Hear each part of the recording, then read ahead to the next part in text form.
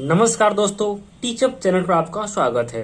दोस्तों आज हम लोग उत्तल दर्पण में आर और एफ के बीच संबंध स्थापित करना सीखेंगे। दोस्तों इससे पहले वाले वीडियो में हम लोगों ने अवतल दर्पण में फोकस दूरी और वक्रता त्रिज्या के बीच संबंध स्थापित करना सीख लिए थे। दोस्तों आज हम लोग उत्तल दर्पण में आर तथा एफ के बीच में संबंध स्थापित करना सीखेंगे।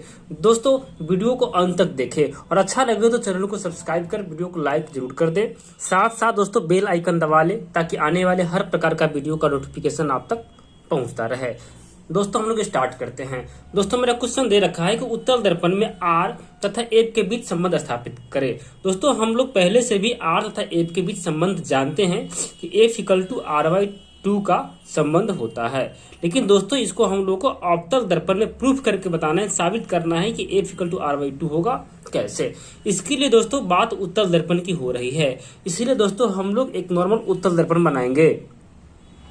दोस्तों ये उत्तल दर्पण है, क्योंकि उत्तल दर्पण का पहचान दोस्तों हम लोग जान रहे थे कि जिसका परावर्तक सतह उठा हुआ हो। दोस्तों ये इसका परावर्तक सतह उठा हुआ इसलिए उत्तल दर्पण है। और उत्तल दर्पण में दोस्तों हम लोग प्रकाश का परावर्तन देखे थे, तो उत्तल दर्पण में हम परावर्तन कराएंगे। दोस्तों नॉर्मली ये इसका कोई एक पॉइंट दोस्तों लेते हैं जो मुख्य फोकस होगा, है ना। ये दोस्तों ओ और ये दोस्तों इसका पोल पी हो जाएगा, ओपी हो जाएगा। इसके समानांतर दोस्तों मुख्य अक्ष के समानांतर कोई वस्तु, यहां पर ए कोई वस्तु है जिससे रे ऑफ लाइट प्रकाश की किरण चलने के बाद दर्पण से दोस्तों टकराया, जो कि दोस्तों इस ओर मुड़ जाता है और लगता है कि इस पॉइंट से मुख्य फोकस से एफ से प्रकाश की किरण आती हुई एफ से इस ओर आती हुई प्रतीत हो रही है। दोस्तों हम लोग पहले भी इस चीज को देख चुके थे। ऐसा दोस्तों यहाँ पे होने से क्या हो रहा है कि प्रकाश का परावर्तन हो रहा है। दोस्तों यहाँ रे ऑफ लाइट चला, इस पॉइंट से परावर्तन हो गया। परावर्तन होने के बाद यहाँ पर दोस्तों हम परावर्तन का नियम लगाएंगे, जो कि जानते हैं कि परावर्तन का नियम कि आपतन कोण परावर्तन कोण के बराबर होता है। दोस्तों ये आपतन कोण हो जाएगा और ये परावर्तन कोण हो जाएगा। आपतन कोण को दोस्तों हम लोग आई से और परावर्तन कोण को आर से डिनोट कर सकते हैं। और दोस्तों ये कोई पॉइंट है, इसको हम मान लेते हैं कि आने वाली किरण है, तो ए से बी कोई किरण है, इसको हम बी पॉइंट ले लेते हैं। ठीक है दोस्तों ये जो देख रही है नॉर्मल है, इसको हम नॉर्मल के एन से डिनोट करेंगे, जो कि परावर्तन कोण आपतन कोण को बराबर के लिए दोस्तों ये हम लोग नॉर्मल डालते हैं। ये नॉर्मल दोस्तों इसको हम आगे तक बढ़ाएंगे तो क्या हो जाएगा, ये मुख्य फोकस और ये वक्रता केंद्र सी हो जाएगा। इस प्रकार दोस्तों हम लोग देख रहे हैं कि सबसे पहले उत्तल दर्पण के समांतर कोई प्रकाश किरण ए बी चला, दर्पण से परावर्तन के बाद दोस्तों मुड़ गया, माने कोई पॉइंट डी हो जाएगा जो बी डी हो जाएगा, और ये नॉर्मल आई और आर बना जो आपतन कोण परावर्तन कोण बराबर होगा। इस प्रकार दोस्तों ये नॉर्मल को आगे तक बढ़ाए तो ये वक्रता केंद्र सी हो गया। और एफ और पी के बीच को दूरी को दोस्तों हम लोग फोकस दूरी एफ कहते हैं, और पी और सी के बीच को दूरी को वक्रता त्रिज्या आर कहते हैं। इस प्रकार दोस्तों हमको एफ और आर के बीच संबंध स्थापित करना है। इस प्रकार दोस्तों हम लोग फिगर को ध्यान से देखेंगे। दोस्तों सारा खेल फिगर का ही है, अगर हम लोग चित्र को समझ गए तो आसानी से प्रूफ कर सकते हैं। इसमें दोस्तों मुख्यतः दो बातें हम लोग देख रहे हैं कि ये प्रकाश का जो परावर्तन हो रहा है, परावर्तन होने के बाद दोस्तों ये जो नॉर्मल बन है, इस पर दो एंगल आई और आर बन रहे हैं। दोस्तों क्या है कि ये आपतन कोण परावर्तन कोण के बराबर होता है। ये दोस्तों परावर्तन के नियम से ये होगा। दोस्तों एक इक्वेशन यहां से निकल के आ जाएगा। दूसरा दोस्तों एक एक करके दोस्तों हम लोग इस मैटर को लिखते चलते हैं। दोस्तों यहाँ पर पहली बात है, जो परावर्तन हुआ तो परावर्तन के नियम से एंगल आई और एंगल आर बराबर है। इस बात को दोस्तों हम लोग लिख सकते हैं कि आपतन कोण परावर्तन कोण के बराबर होता है। अर्थात दोस्तों जो एंगल बनेगा मेरा ए बी एन और एंगल एन बी डी यानी डी बी एन, दोनों एंगल दोस्तों क्या होगा, बराबर होगा। इस बात को दोस्तों हम लोग लिख लेते हैं। एंगल यहाँ पर दोस्तों ध्यान से देख रहे हैं तो परावर्तन कोण ए बी एन, तो angle A B N equal to दोस्तों जैसे आर बन रहा है हम डी बी एन लिखेंगे, एंगल डी बी एन। इसको दोस्तों इक्वेशन हम 1 मान लिए। यहां दोस्तों ध्यान से देखने से दोस्तों ये एंगल और ये एंगल भी बराबर दिखाई दे रहा है। दोस्तों ये वर्टिकल अपोजिट कोण होता है, इसको हम लोग हिंदी में शीर्षाभिमुख कोण कहते हैं। दोस्तों आप लोग 7th क्लास में भी पढ़े होंगे। इस प्रकार दोस्तों कोई एंगल बनता है, अगर कोई लाइन दोस्तों अगर इस प्रकार काटता है एक दूसरे को, इस प्रकार दोस्तों, तो ये दोस्तों एंगल बनेगा। ये वर्टिकल अपोजिट शीर्षाभिमुख कोण होता है और दोनों आपस में बराबर। ये एंगल दोस्तों इससे बराबर होगा और ये एंगल इससे बराबर होगा। सिमिलरली दोस्तों यहाँ पर वही बात किया गया है कि एंगल, ये एंगल और ये एंगल दोनों बराबर होगा। दोस्तों ये एंगल हम देख रहे हैं कि डी बी एन है और ये एंगल दोस्तों सी बी एफ हो जाएगा। इस प्रकार दोस्तों हम लोग इसको भी लिख लेंगे। दोस्तों यहाँ पर angle D B N equal to C B F हो जाएगा। दोस्तों जो शीर्षाभिमुख के कारण हुआ इसलिए हम लिख लेंगे शीर्षाभिमुख कोण के कारण दोस्तों हुआ है। ये दोस्तों वर्टिकल अपोजिट के कारण दोनों एंगल बराबर हुआ है। दोस्तों देख सकते हैं यहाँ पर इस दोनों को वर्टिकल अपोजिट कहते हैं। दोस्तों यहाँ पर एंगल 1 और 2 को देखने से पता चलता है कि एंगल डीबीएन इसके बराबर है, एंगल डीबीएन भी बराबर है, अर्थात ये दोनों एंगल बराबर होगा। इस बात को दोस्तों हम लोग लिख सकते हैं समीकरण 1 तथा 2 से। समीकरण 1 तथा 2 से दोनों दोस्तों बराबर है, इसीलिए angle A B N equal to angle C B F. Equation इसको दोस्तों हम तीसरा मान लेते हैं। दोस्तों इक्वेशन 3 तक कोई समस्या नहीं होनी चाहिए। पहला इक्वेशन दोस्तों बना है ये आपतन कोण प्रवर्तन कोण होने के कारण। दूसरा एंगल दूसरा दोस्तों इस समीकरण बना है ये वर्टिकल अपोजिट यानी शीर्षाभिमुख कोण होने के कारण। दोनों 1 और 2 से हम तीसरा समीकरण बना लिए हैं। और चौथा समीकरण के लिए दोस्तों यहाँ पर ध्यान से देखेंगे, दोस्तों इस फिगर को ध्यान से देखेंगे तो आपको समझ में आएगा कि ए बी और ओ बी पैरेलल है। और दोस्तों ये लाइन आप जो देख रहे हैं एन बी सी, ये एक ट्रांसवर्सल लाइन ले लीजिए। यानी दोस्तों इसको अगर आप सिंपल डायग्राम में देखें दोस्तों, मान लेते हैं कि ये और ये दोस्तों कोई पैरेलल लाइन है। इस प्रकार दोस्तों कोई अगर ट्रांसवर्सल लाइन गुजरता है तो इस प्रकार दोस्तों जो एंगल बनता है, अगर इस लाइन के ऊपर दोस्तों एंगल देखेंगे, ये एंगल देखेंगे और इसके ऊपर ये एंगल देखेंगे, दोनों दोस्तों संगत कोण होता है।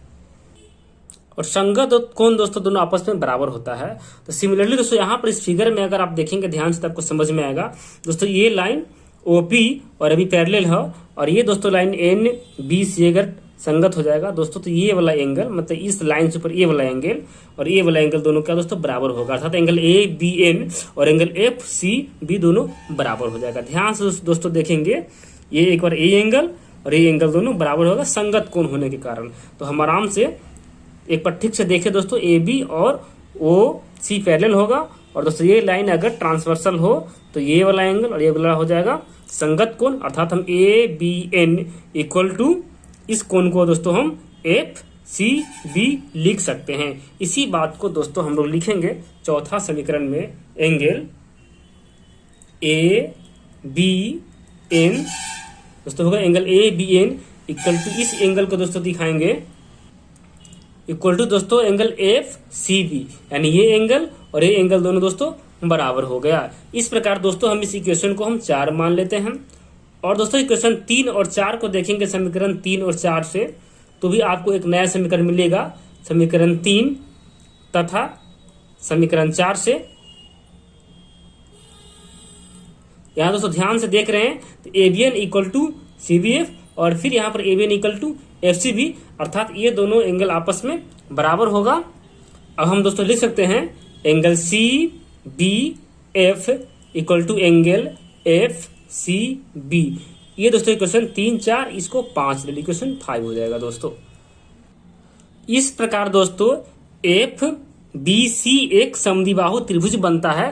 क्योंकि यहाँ पर दोस्तों 2 एंगल बराबर आया है, एंगल सी बी एफ और एंगल एफ सी बी, यानी कि सी यहाँ पर दोस्तों फिगर में ध्यान से देखेंगे एंगल सी बी एफ यानी दोस्तों ये एंगल जो है सी बी एफ और दूसरा एंगल एफ सी बी, ये दोनों दोस्तों एंगल बराबर आ गया है। जब दोस्तों किसी त्रिभुज का 2 एंगल या 2 साइड बराबर हो तो वो समद्विबाहु त्रिभुज होता है। इस प्रकार दोस्तों इस एंगल के सामने वाला ये साइड और इस एंगल के सामने वाला ये साइड, ये दोनों साइड दोस्तों बराबर होगा। अब दोस्तों हम त्रिभुज बी सी एफ में लेंगे।